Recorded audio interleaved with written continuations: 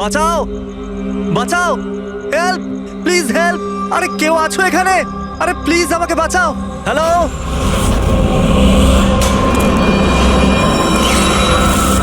কেউ আছো এখানে?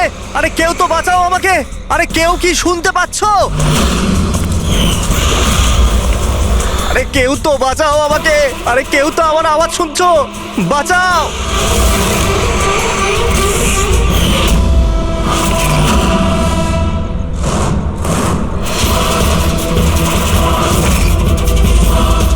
তুমি কে? কি চাও তুমি?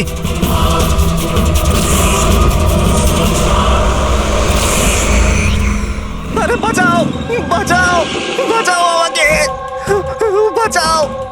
স্যার, আওয়াজ ওখান থেকে আসছে। বাঁচাও আমাকে। আরে কেউ কি আছো? আরে কেউ আছো এখানে? কেউ আমার কথা শুনতে পাচ্ছো? আরে আমার কথাটা তো শোনো। বাঁচাও।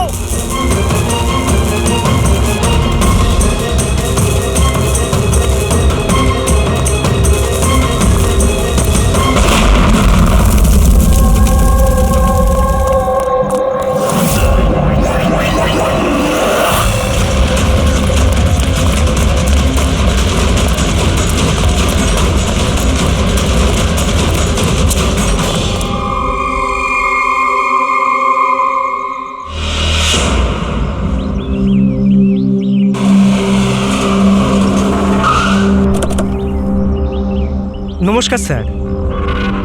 নমস্কার স্যার। এটা বলো, যখন ব্লাস্ট হয়েছিল তখন কি তুমি এখানে ছিলে? ইয়ে স্যার, আমার সঙ্গে আরো একজন কনস্টেবল ছিল, হরনা। ওর প্রচন্ড আঘাত লেগেছে, এখনো হসপিটালে ভর্তি। তুমি এখানে পৌঁছলে কি করে? স্যার, আমরা নাইট ডিউটিতে ছিলাম, এখান দিয়ে যাচ্ছিলাম, তখনই একটা চিৎকার শুনতে পেলাম। আমরা ওকে দেখতে পাইনি। এখানে পৌঁছে আমরা কিছু করতে যাওয়ার আগেই বোম ব্লাস্ট হয়ে গেল।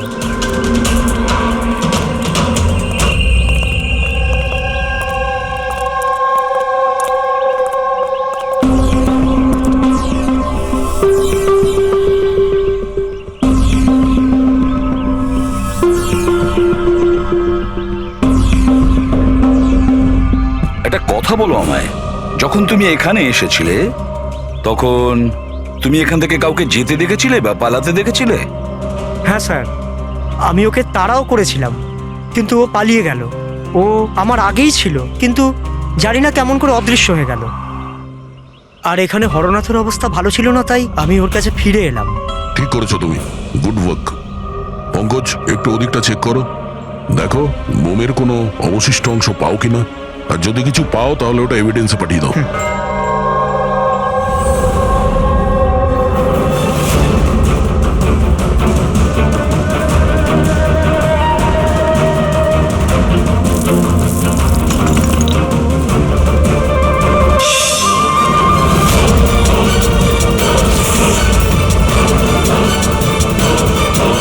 Sir,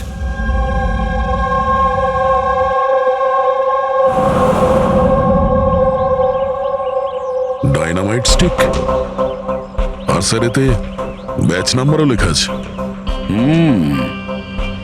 aerodynamic. স্যার হ্যাঁ, এটা কিছু একটা চকচক করছে।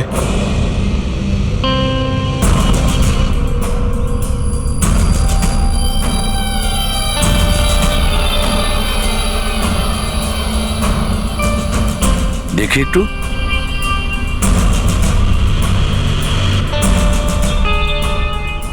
দয়া, এটা তো একটা দাঁত দেখছি, সোনার দাঁত।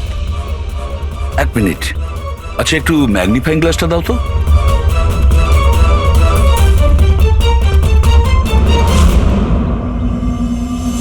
দয়া, দেখো এতে কিছু লেখা আছে। হ্যাঁ স্যার, NK লেখা আছে। এনকে?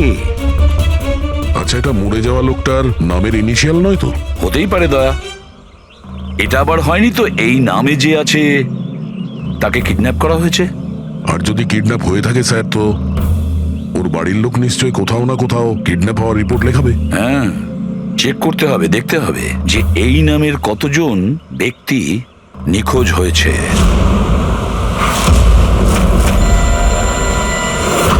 Yes sir.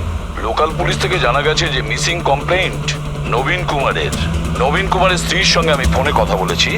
উনি বলেছেন যে এই নবীন কুমারের একটা দাঁত সোনার ছিল। আচ্ছা স্যার, এই নবীন কুমার কে? শহরের বাইরে ওনার একটা পেইন্টের ফ্যাক্টরি আছে, আর কিছুদিন আগে ওনার একটা নিউজ কভারেজ ছিল। নিউজে? কি ব্যাপারে স্যার? কিছুক্ষণের মধ্যেই জানা যাবে। আচ্ছা দেখো, এই নবীনের বাড়ির ঠিকানা আমি তোমাকে পাঠিয়েছি, আর তাছাড়া ওনার স্ত্রীকেও এই বিষয়ে আমি জানিয়েছি। আর যদি আমার ধারণা ঠিক হয়ে থাকে তাহলে অভিজিৎ, নিশ্চয়ই মিডিয়ার লোক ওখানে তোমার আগে পৌঁছে যাবে। অনেক ঝামেলা আছে, সামলে নিও। ঠিক আছে, আমরা দেখে নিচ্ছি। ইয়া, হ্যাঁ। নবীন কুমারের বাড়ি যেতে হবে। স্যার অ্যাড্রেস পাঠাচ্ছেন।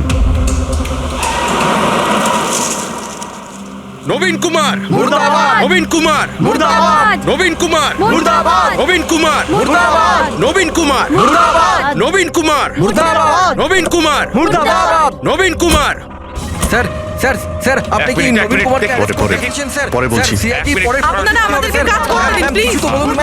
আপনারা দেখি সরে যান, যেতে দিন দেখি। সরে যান, সরে যান বলছি। দেখুন, এইসব কিছু বন্ধ করুন আপনারা। দাঁড়ান। নাটক? স্যার, নাটক তো নবীন কুমার রচিয়ে রেখেছে আমাদের এই শহরে। স্যার, ওরা সবাই নবীন কুমার মারা গেছেন। He is no more. এই লোকটা মেরেছে আমার স্বামীকে। খুনি এরা সবাই। এবার বলবে নাকি জেলে ঢুকিয়ে দেবো? বলো, কেন করছো এইসব? স্যার, আমরা মারিনি স্যার। স্যার, নবীন কুমারের রঙের ফ্যাক্টরি আছে স্যার, যেখানে প্রতিদিন 1000 টনেরও বেশি বিষাক্ত আবর্জনা নদীতে ফেলা হয় স্যার। স্যার, আমরা তো আন্দোলনকারী, আমরা ওনার এগেনস্টে আন্দোলন করছি। স্যার, বিশ্বাস করুন, আমরা ক্রিমিনাল নই, আমরা সোশ্যাল ওয়ার্কার স্যার। মিথ্যে কথা, মিথ্যে বলছে। হুমকি দিয়ে রেখেছিল আমার স্বামীকে। রোজ রোজ হুমকি দিত। না স্যার, আমি কোনো ধমকি দিতাম না, সে তো কোনো অন্য লোক স্যার। কারা? কাদের কথা বলছো? স্যার, ওরা সেই সব লোকগুলোই যারা সোশ্যাল সার্ভিসের নামে খারাপ কাজ করে, ল ইন অর্ডারের মিসইউজ করে স্যার। স্যার, আমি আর আমাদের প্রোটেস্টার্স আমাদের মধ্যে কেউ নয় স্যার। কি ধরনের হুমকি আসতো আপনার স্বামীর কাছে? কি হয়েছিল? এ নাও চা। আরে বাহ, গরম গরম চা। আচ্ছা, ওই এনজিওটার কি হলো? ওই এনজিও তো বিরক্ত করে মারছে, ফ্যাক্টরিতে ওয়ার্কার্সদের কাজ করতে দিচ্ছে না। এখন তো জল অনেক দূর করিয়ে গেছে, মনে হচ্ছে পুলিশকে ডাকতে হবে। শোনো, বাহ নবীন বাবু, আপনাদের মতো সৎ লোক আবার পুলিশদের কাছে যাচ্ছে নাকি? তুমি ভেতরে কি করে এলে? আপনাকে মনে করাতে এসেছি যে আপনি যেটা করছেন সেটা ভুল করছেন। এখনো সময় আছে, শুধরে যান। Shut up! বেশি তর্ক করো না, এখন এই ঘর থেকে বেরিয়ে যাও। I said get out! আর কোথায় কোথায় ঢুকতে দেবেন না, আর কাকে কাকে আটকাবেন। আমাদের মতো লোক আপনাদের মতো লোককে ভয় পায় না, বুঝতে পেরেছেন? আর কেন জানেন? কারণ আমরা আপনাদের মতো খারাপ কাজ করি না। আজ তো আমি আপনার ঘরে ঢুকেছি। যদি আপনি আপনার স্বার্থের জন্য অসহায় মানুষদের জীবন নিয়ে খেলা যদি বন্ধ না করেন, তাহলে আপনার ফ্যাক্টরিতেও ঢুকবো। তোমাদের মতো গুন্ডাদেরকে না আমি সিধে করতে পারি, আর এই ফালতু ধমকিগুলো না অন্য কাউকে গিয়ে দেবে। আমার যা করার আমি তাই করব, আর তোমার যা করার করে নাও। আমি ধমকি দিচ্ছি না, বোঝাচ্ছি। যদি এই উল্টোপাল্টা কাজ বন্ধ না করেন, তাহলে আপনার ফ্যাক্টরি তো আমি বন্ধ করিয়েই ছাড়ব। তুই আমার ফ্যাক্টরি বন্ধ করবি? হ্যাঁ, ফ্যাক্টরি বন্ধ করবি তুই আমার? শোনো, শোনো প্লিজ, প্লিজ তুমি শান্ত হও। আর আপনি ওকে বিরক্ত করা বন্ধ করুন। আপনি যান এখান থেকে প্লিজ। প্লিজ বলছো তুমি একে? হ্যাঁ, আমি তোকে লাথি মেরে বার করে দেবো। চল! এটা কোত্থেকে আওয়াজ এলো?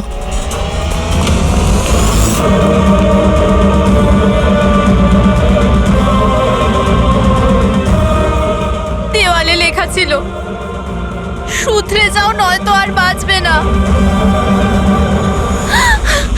আর শেষ পর্যন্ত মেরে ফেললো এরা নবীনকে। এই লোকটা মেরে ফেলেছে আমার স্বামীকে।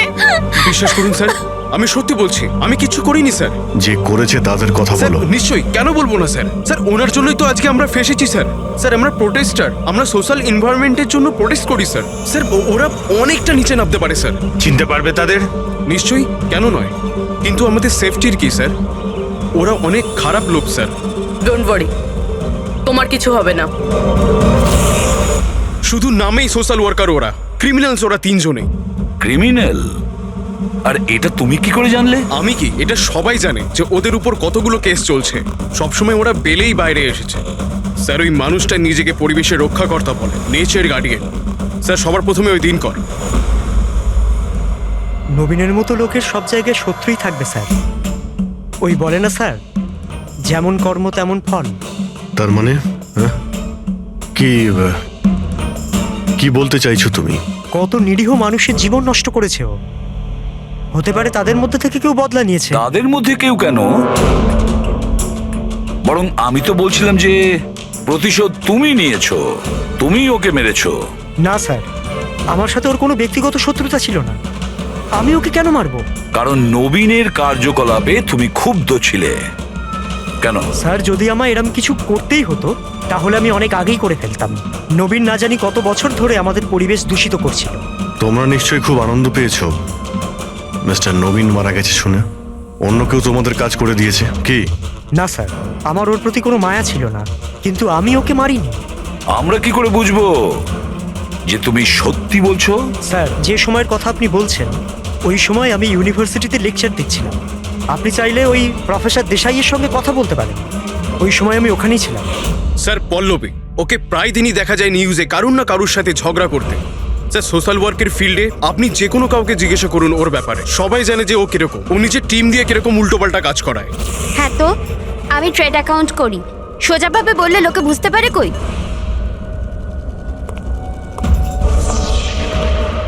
কিন্তু আমি সোজা পয়েন্টে আসছি। আমাদের মনে হয় তুমিই ওকে খুন করেছো। ম্যাম, আপনার এটা যদি মনে হয় তাহলে আপনার এবং আমার দুজনেরই টাইম ওয়েস্ট করছেন। ম্যাম, একটা কথা, আমি কোনো ক্রিমিনাল নই। কিন্তু আমরা তো এটা শুনেছি যে আপনি রোজই কোনো না কোনো একটা কন্ট্রোভার্সিতে জড়িয়ে থাকেন। স্যার, ব্যাপারটা হলো কি, যদি কোনো সৎ লোক সাহস করে সত্যের পিছনে দাঁড়ায় না, তো মানুষ ভয় পেয়ে যায়, সহ্য করতে পারে না। বিশেষ করে যদি সে একটা মেয়ে হয়। আপনি তো জানেনই সোসাইটির কি মেন্টালিটি। তাই নাকি? আমার তো আপনার মেন্টালিটি ঠিক মনে হয় না। কেন? শুধুমাত্র এই জন্যই যে আমি কাউকে ভয় পাই না? আপনাকেও নয়। এই জন্য আমি ক্রিমিনাল হয়ে গেলাম? এমনিতেও আমি কাল রাতে নিউজ লাইভের ডিবেটে ছিলাম। আপনি চাইলে চেক করতে পারেন। আমি চাইলেও নবীনকে খুন করতে পারতাম না। ম্যাডাম, আপনি কিন্তু এই কাজটা নিজের লোকদের দিয়ে করিয়ে থাকতে পারেন। তো ঠিক আছে, আপনার যদি এত কনফিডেন্স থাকে তো প্রুফ করে দিন। আপনি পাঠিয়ে দিন আমাকে জেলে। আর ওই প্রকাশ, ও প্রতিদিনই কাউকে না কাউকে গালিগালাজ করে নিজের সোশ্যাল ব্লগে। যারা পলিউশন ছড়াচ্ছে স্যার, ও লোকদের উস্কায়, খেপিয়ে দেয় তার বিরুদ্ধে। আমি ঘরেই ছিলাম স্যার, নিজের ব্লগ লিখছিলাম, যেমন সবসময় লিখি। প্রত্যেকবারের মতো সবাইকে উস্কাচ্ছিলেন, তাদের ব্রেন ওয়াশ করছিলেন নবীনের মতো লোকেদের বিরুদ্ধে কি? স্যার, নবীনের সাথে আমার কোনো ব্যক্তিগত শত্রুতা ছিল না, আর প্রকৃতির জন্য আমি অ্যাওয়ারনেস স্প্রেড করতেই থাকি। ব্যক্তিগত শত্রুতা না থাকলে তোমার সবকটা ব্লগে নবীনের নাম কেন থাকে? তাও টপ 4-5 জনের মধ্যে। কালকেও যে ব্লগটা লিখেছিলে সেখানেও নবীনের নাম ছিল না? হ্যাঁ স্যার, নবীনের নাম ছিল ওখানে। আর এই কথাটা আমি লুকোবই বা কেন? ও খারাপ লোক ছিল, কিন্তু এর মানে তো এটা নয় যে আমি ওকে খুন করে দেবো। কেন? কেন মারবে না? এরকম লোকেদের তো তুমি ভীষণ ঘৃণা করো, তাই না? তোমার মনে হচ্ছে তোমার পরিশ্রম বিফলে চলে যাচ্ছে। আর তারপরে নবীনকে এত বোঝানোর পরেও নবীন পরিবেশ দূষিত করে দিচ্ছিল, আর সেই জন্য তুমি রেগে যাও আর তারপরে নবীনকে শেষ করে দাও। আমি একজন রেসপন্সিবল সিটিজেন স্যার, কোনো ক্রিমিনাল নয় স্যার। আমার কাজ এটাই, আমার ব্লগের মাধ্যমে ঠিক আর ভুলের তফাৎ বোঝানো, কারোর ক্ষতি করা নয়। স্যার, ইন্টারোগেশনে তো কেউই কোনো ভয় পায়নি। হ্যাঁ, কোনো ভয় পায়নি ঠিকই। এই 3 জনের উপর কড়া নজর রাখতে হবে। কেন স্যার? ফেডরিক, ভয় একটা অদ্ভুত জিনিস। যদি ওই 3 জনের মধ্যে কেউ খুন করে থাকে তাহলে সে ভয় পেয়ে কিছু না কিছু গন্ডগোল করবেই, কোনো না কোনো ভুল সে নিশ্চয়ই করবে।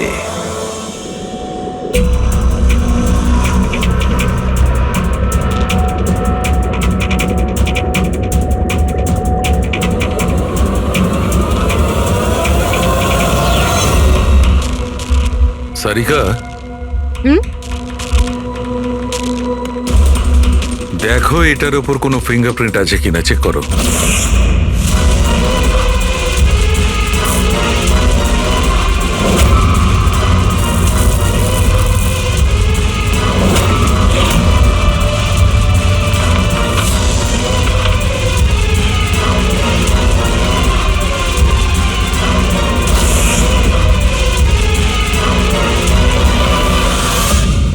স্যার, এটাতে তো কোনো ফিঙ্গারপ্রিন্টস নেই।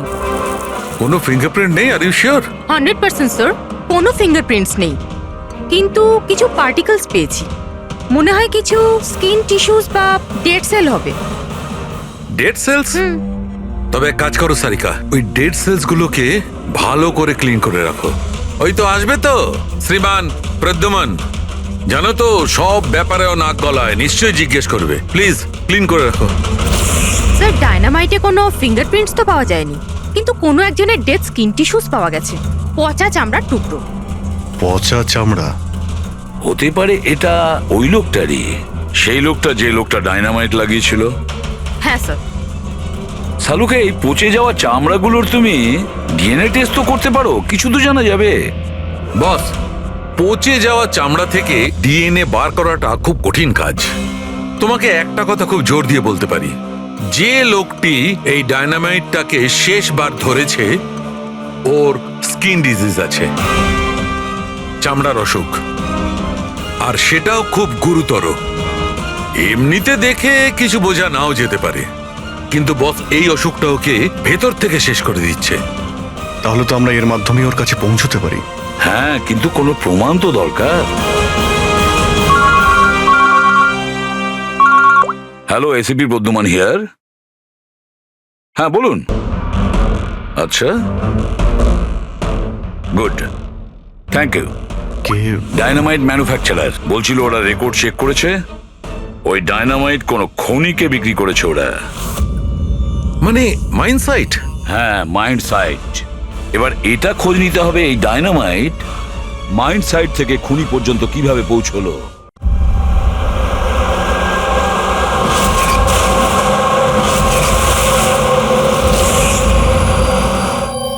একটা ডাইনামাইট ওইদিকে লাগাও, ঠিক আছে? আর আরেকটা 50 মিটার দূরে ওইখানে লাগাও। হ্যাঁ স্যার। আর একটা ওইদিকেও লাগাতে পারো। আচ্ছা স্যার। একটা সোজা লাগাও ওইখানে, একদম 50 মিটার দূরে। আর এই 6 সেকেন্ড পরে ব্লাস্টগুলো হবে। ঠিক আছে স্যার। ওকে। আর কোথায় লাগানো যায়? ওইখানে মাঝখানে ফিট করা যাবে কি? এক্সকিউজ মি, আপনার নাম বিনীত? ইয়েস। আপনারা কারা? আপনি এই সাইটের ম্যানেজার? কিন্তু ব্যাপারটা কি বলুন তো? দেখুন বিনীত বাবু, যখন ম্যানুফ্যাকচারিং কোম্পানি থেকে ডায়নামাইট আপনাদের এখানে আসে, মানে এই সাইটে, মাইন্ড সাইটে, সেটার ইনচার্জ তো আপনিই হবেন, তাই না? ইনচার্জ তো আমি, কিন্তু কনসাইনমেন্টের পরে অপারেটর টিমও কিন্তু এটা হ্যান্ডেল করে। আমি এটা একা সামলাই না। আমরা জিজ্ঞেস করেছি আপনাকে যে ডায়নামাইট কে সামলায়। একটু এই ডায়নামাইট স্টিকটাকে দেখুন। আচ্ছা, ব্যাচ নাম্বার দেখে আপনি কি বলতে পারেন এই লটের বাকি ডায়নামাইট স্টিকগুলো কোথায় আছে? স্যার, এটা লাস্ট কনসেলমেন্টের মনে হচ্ছে, এখনো ব্যবহার হয়নি, গুদামে পড়ে আছে। চলো দেখাও। বিনীত, যখন ডায়নামাইটের কনসাইনমেন্ট এখানে আসে সেটাকে চেক তুমি নিশ্চয়ই করো, তুমি তো ইনচার্জ, তাই না? হ্যাঁ হ্যাঁ হ্যাঁ, অফকোর্স স্যার। আচ্ছা, আপনার এই ব্যাচের কনসাইনমেন্ট নিয়ে কোনো গন্ডগোল মনে হচ্ছে? গন্ডগোল? না না, নর্মালি তো ছিল, যেরকম হয় আর কি। কিন্তু আপনি এটা জিজ্ঞেস করছেন কেন? নর্মাল আছে তো, যেমনটা থাকে। প্রতিটা বক্সে 10টা করে লেখা আছে স্যার। এটা খুলে দেখো তো কতগুলো আছে, গোনো।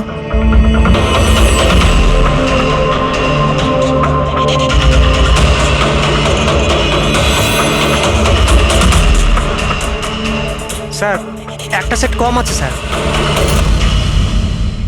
আচ্ছা, এই ব্যাপারটা কি সেটা কি তুমি এখানেই বলবে, না একটু খাতির টাতির করার পরে মুখ খুলবে? স্যার বলছি, আমি সবসময় এই সেটগুলো জেলেদের বিক্রি করে দিতাম বম ফিশিং এর জন্য। মানে ইল্লিগাল ভাবে ব্যবহার করো এটাকে। আর এটার থেকে 6টা সেট আমি ওদেরকে বিক্রি করেছি। যাকে বিক্রি করেছো তাকে চেনো নিশ্চয়ই? স্যার, ও আমার রেগুলার কাস্টমার ছিল না, ও প্রথমবার এসেছিল। আর আমি ওর মুখটাও ভালো করে দেখিনি, কিন্তু স্যার ওর হাতের চামড়াগুলো অদ্ভুত রকমের হয়ে গেছিল, বোধহয় ও অসুস্থ ছিল। এর মধ্যে কাউকে চেনো? না স্যার, আমার মনে হয় না এদের মধ্যে কেউ ছিল। আরো একবার ভালো করে দেখো, হতে পারে ছদ্মবেশে এসছে। না স্যার, এদের মধ্যে কেউ নাই। ঠিক আছে, হয়তো আবার দ্বিতীয়বার দেখা হবে। স্যার আমার মনে হচ্ছে যে আমাদের ওই লোকেদের লিস্ট বানাতে হবে যাদের এই ধরনের রোগ আছে। জানি ব্যাপারটা খুব মুশকিলের, কিন্তু ট্রাই তো করা যেতে পারে। না না, ট্রাই তো করতেই হবে দয়া। প্রত্যেকটা বড় বড় হসপিটাল আর ছোটখাটো নার্সিং হোম এবং ক্লিনিকগুলোতে গিয়েও খোঁজ নাও এরকম রোগের পেশেন্টের ব্যাপারে। হতে পারে আমাদের ভাগ্য যদি ভালো থাকে কিছু প্রমাণ আমরা পেয়ে যাব। Sir let's go.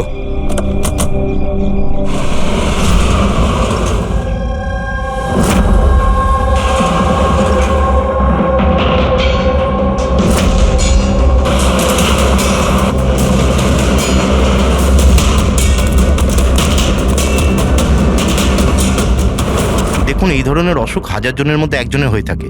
বলতে পারেন এই ধরনের পেশেন্টের লিস্ট অনেক বড়। অনেক পেশেন্ট জানতেও পারে কিন্তু এর চিকিৎসা করায় না। এদের খোঁজা তো খুব মুশকিল। জানি, কিন্তু তবুও আমরা চেষ্টা করতে চাই। এই লোকটাকে পাওয়া আমাদের কাছে ভীষণ প্রয়োজন।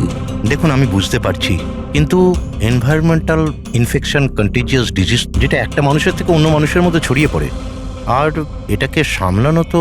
এক মিনিট, কি বললেন আপনি? Environmental infection? হ্যাঁ, মানে আমাদের চারপাশের পরিবেশে হতে পারে এমন ইনফেকশন হাওয়া বা জল থেকে চারিদিকে ছড়িয়ে পড়ে। চলুন, আমি আপনাকে একটা পেশেন্ট দেখাবো। ছাড়ো আমাকে! কেন মারতে চাও আমাকে? ছেড়ে দাও আমাকে, যেতে দাও প্লিজ। দেখো, আমাকে যেতে দাও sir, please help me sir, help please, help sir, help.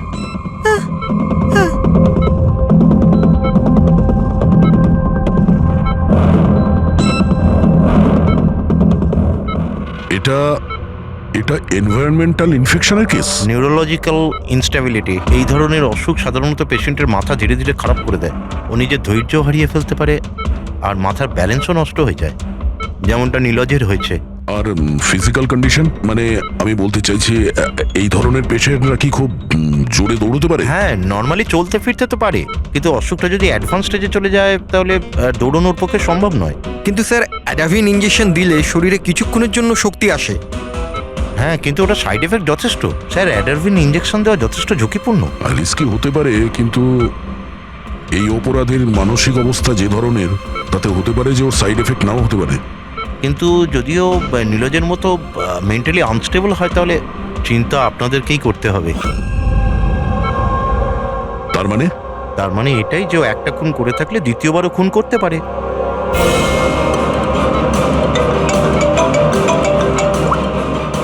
হ্যাঁ স্যার। কি প্রকাশ পঙ্কজকে ফাঁকি দিয়ে পালিয়ে গেছে? নো, ঠিক আছে, আমি দেখছি। হতে পারে এই প্রকাশ ভয় পেয়ে পালিয়ে গেছে, না হলে দ্বিতীয় মার্ডারের পরিকল্পনা করছে।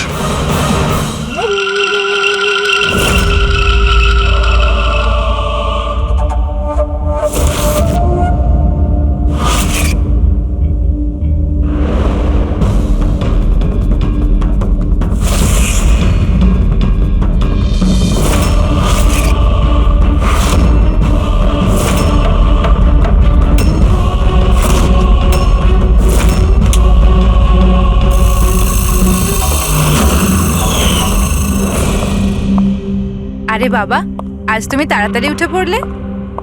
Good morning. এই রইলো তোমার চা, তাড়াতাড়ি খেয়ে নাও, নাহলে ঠান্ডা হয়ে যাবে।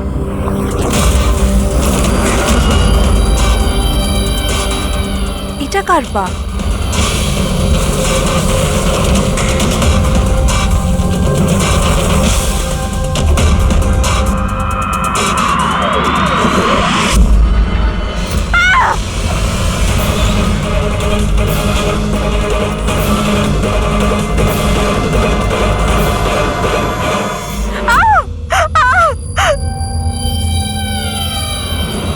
স্যার, আরও একটা মার্ডার।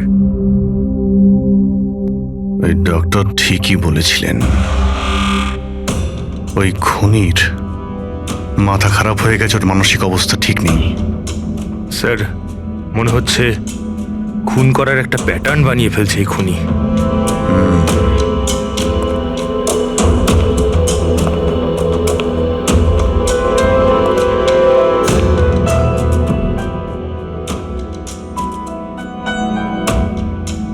এনার উপরে ব্লেম এটাই যে উনি নেচারকে ক্ষতি করছেন। ইলিগাল ডিফরেস্টেশন, জমি হাতানোর জন্য ইল্লিগালি গাছ কেটে ফেলা। ওই খুনি এনার সঙ্গেও তাই করেছে। আর তাও প্রকাশ উধাও হয়ে যাওয়ার ঠিক পরেই। ওয়েপেন কি ব্যবহার করেছে? 100% চেইন স, না হলে হাড়ের সঙ্গে মাংসকে এইভাবে কেটে বডিটাকে দু টুকরো করা এত সহজ নয়। স্যার, যদি চেনস ব্যবহার করেই থাকে তাহলে আওয়াজ নিশ্চয়ই হয়েছিল। বাড়িতে কেউ না কেউ তো শুনবে। রাতে কে কে ছিল?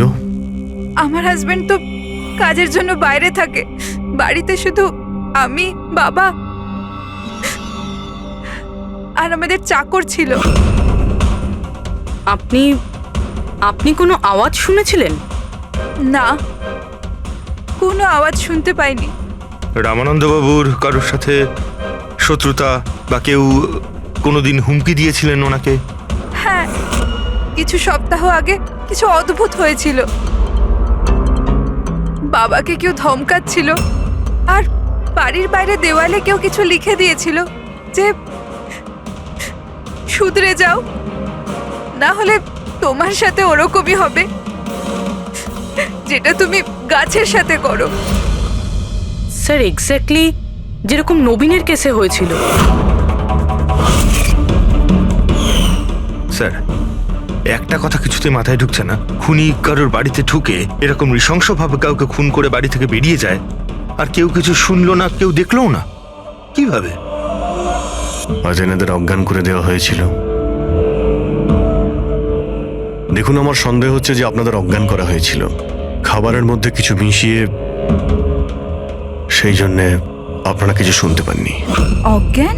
হ্যাঁ, কিভাবে সেটা জানি না, কিন্তু সেটা জানার জন্য আমাদের এখানে যত জিনিস আছে সেগুলো ফরেন্সিক ল্যাবে পাঠাতে হবে।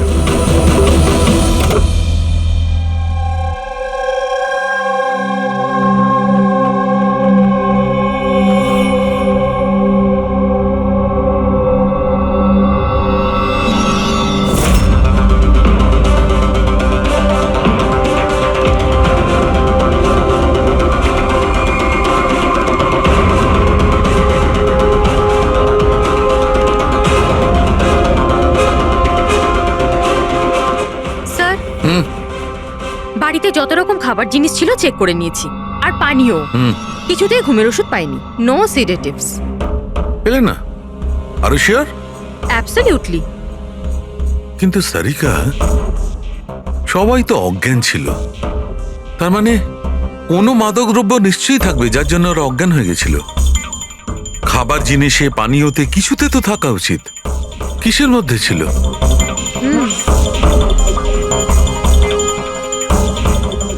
হ্যাঁ, মাদক দ্রব্য ছিল।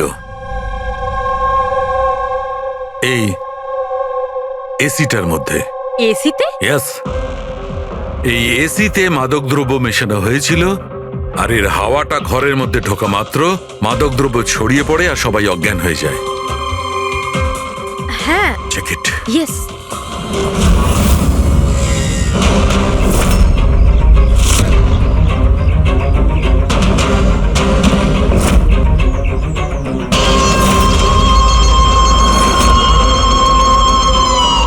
দেখো সালুখে, তুমি আন্দাজে ঢিল মারছো না তো? এটা কি করে হতে পারে? এরকমই হয়েছে বস। এসিতেই মাদকদ্রব্য ছিল। আমি ওই এসিটার ব্লোয়ারে, ফিল্টারে, সব জায়গায় সেনেটিভ পেয়েছি, আর সেটাও খুব হাই ডোজে। মাই গড, এটা কি করে হতে পারে? বস, এসিতে সেনেটিভ ছিল, মাদকদ্রব্য ঘরের মধ্যে ছড়িয়ে যায় আর সবাই অজ্ঞান হয়ে যায়। খুনি আসে আর বিনা বাধায় ওকে খুন করে, ও চলে যায়। কেউ কিচ্ছু শুনতে পায়নি। আচ্ছা ঠিক আছে। সালুকে ফোন করেছিল, বলছিল রামানন্দর বাড়িতে যে এসি মেশিনটা ছিল সেটাতে বিষাক্ত গ্যাস ভরা ছিল, অ্যানেস্থেটিক গ্যাস।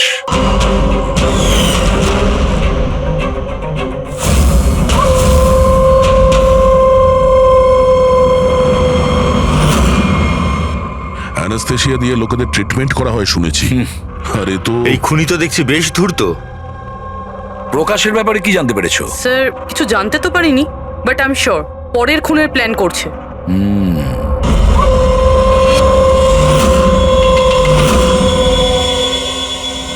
কিন্তু খুনি যদি অসুস্থ হয় তাহলে প্রকাশ তো ভালোই দৌড়িয়েছিল।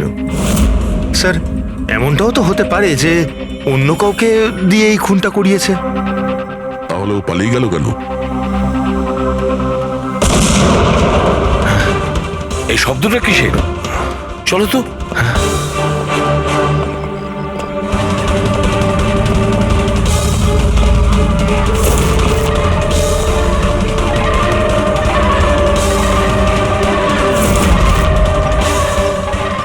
তোমাদের কাজ আমি করছি এসিপি, শহরকে পরিষ্কার, আর আমার এই রাস্তায় যে আসবে তাকেও আমি এই জগৎ থেকে পরিষ্কার করে দেব। এ কে হতে পারে? স্যার মনে হয় খুনি জানতে পেরে গেছে আমরা ওর পিছনে আছি, ওই জন্য পাগল হয়ে গেছে। এই! দাঁড়াও! ধরো ওকে!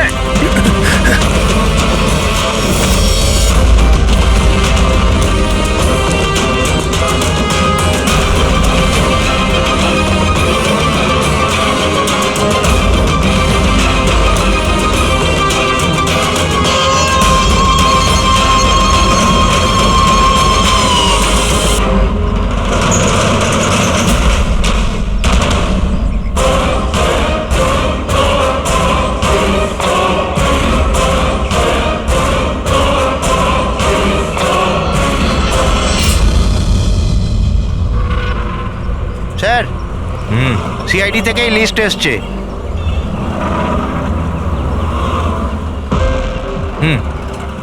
এরা তো ওই লোকগুলি যাদের নয়েজ পলিউশনের ধমকি দেওয়া হয়েছে। সখারাম, হ্যাঁ? ওই ক্লাবের মালিককে মনে আছে? আরে যাকে কদিন আগে ধমকি দেওয়া হয়েছিল। কে স্যার? ও বীর। আচ্ছা সখারাম, ওর বিরুদ্ধে কোনো কমপ্লেন্ট আছে নাকি? হ্যাঁ স্যার, ওটা তো রেসিডেন্সিয়াল এরিয়া না, তো আশপাশের 2-4টে ঘর থেকে কমপ্লেন এসছে যে অনেক রাত্রির পর্যন্ত জোরে মিউজিক চলে, এই সব কমপ্লেন। আওয়াজ মানে নয়েজ পলিউশন। সখারাম, তুমি একটা কাজ করো, হ্যাঁ, স্যার। তুমি সিআইডির লোকেদের ফোন করো এখনই, এই সময়।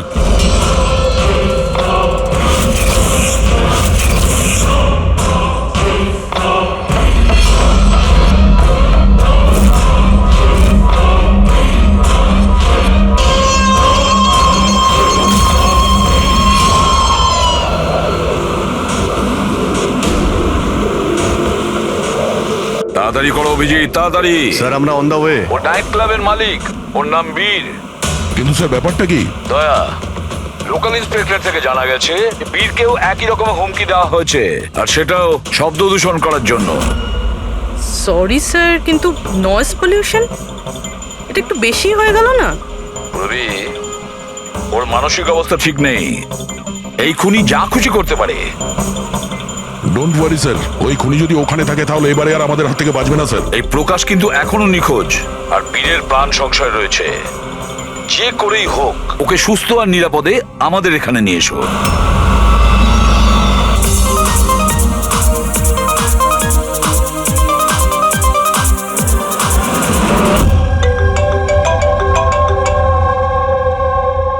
হ্যালো হ্যালো বীর, আমি এসবি প্রদ্যুমান বলছি, সিআইডি থেকে। সিআইডি? কি হয়েছে স্যার? আমার কথা মন দিয়ে শোনো, তোমার প্রাণ সংশয় রয়েছে। কি মানে? মানে আমাকে কে মারতে চায়? দেখো বীর, যদি তুমি ক্লাবে থাকো তাহলে বাইরে কোনো মতেই যেও না। আমাদের অফিসার্স তোমার ওখানে যাচ্ছে তোমার সেফটির জন্য। আরো একটা কথা, ভিড়ের মধ্যেই থাকবে, লোকেদের মধ্যেই থাকবে, বুঝেছো? একা একদম থাকবে না।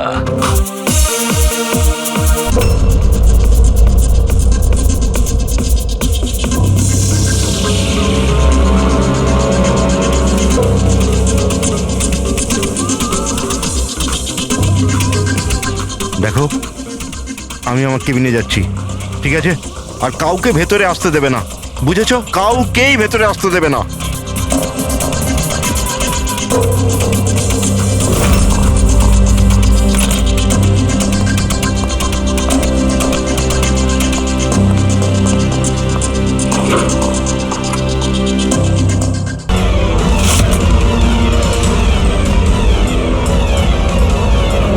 সিআইডি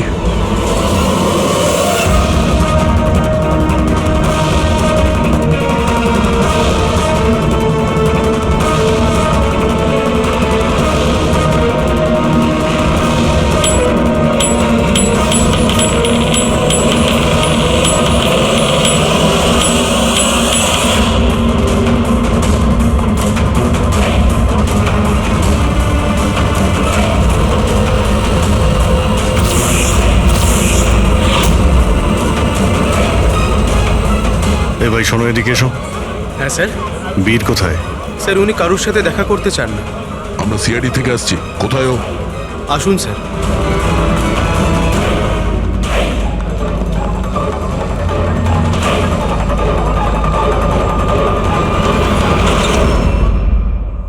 এই, এই এই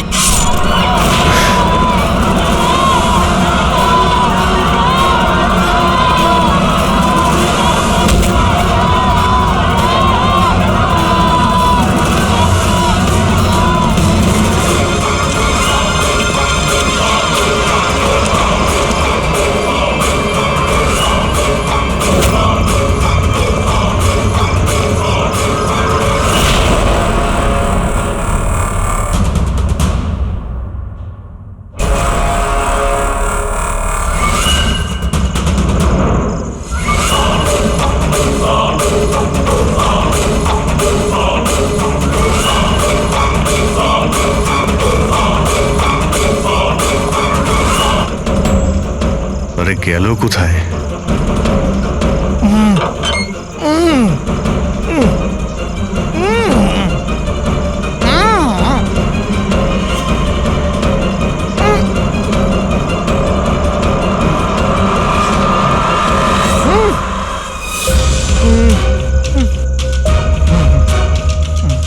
এই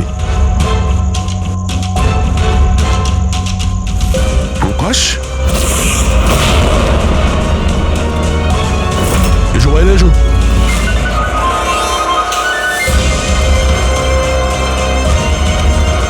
তুমি এখানে কি করছিলে? হ্যাঁ, আমাদের হাত থেকে বাঁচার জন্য কি এইসব করছিলে? না অভিজিৎ, মনে তো হচ্ছে না। এর হাত পা বাঁধা ছিল। মনে হচ্ছে কেউ হাত পা বেঁধে ওকে এখানে ফেলে দিয়েছে। রবি, এসপি স্যারকে ফোন করে বলো যে প্রকাশকে পাওয়া গেছে, আর ওর একটু ফার্স্ট এড করে দাও। স্যার যাও। চলুন। বুঝতে পারছি না প্রত্যেকবারও পালিয়ে যাচ্ছে কি করে। ও কোথায় লুকিয়ে পড়ছে?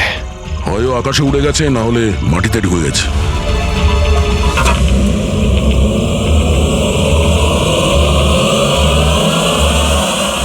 ও এখানেই আছে দয়া, এইখানে। কি? এইখানে।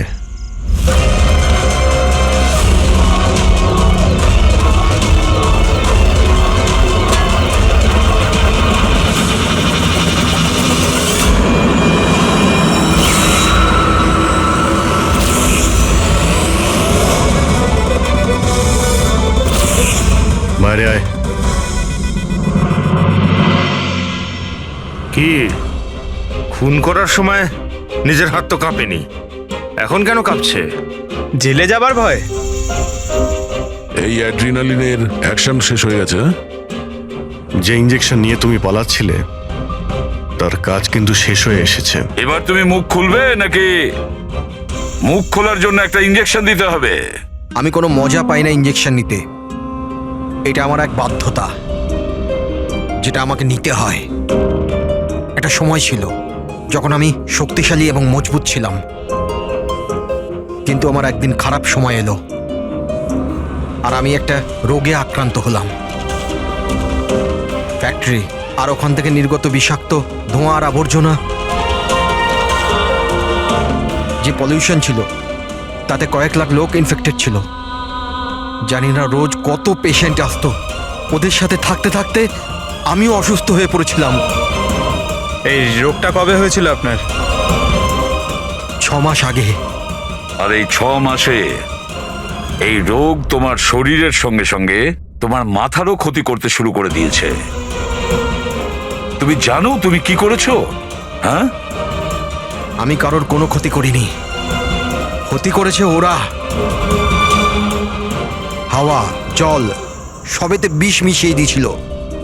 ব্যাস, তখনই আমি ঠিক করেছিলাম যে লোকেরা আমার এই অবস্থা করেছে তাদের আমি ছাড়বো না। আমি বদলা নিয়েই ছাড়বো। আর সেই কারণে তুমি বিএমসিতে চাকরি নিয়েছিলে, যাতে এই শহরের পুরো ড্রেনেজের নকশাটা তুমি জানতে পারো। তার সুযোগ নিয়ে তুমি ওখান থেকে পালিয়ে যেতে, আর আমাদের মনে হতো যে কোথায় তুমি হঠাৎ করে অদৃশ্য হয়ে গেলে।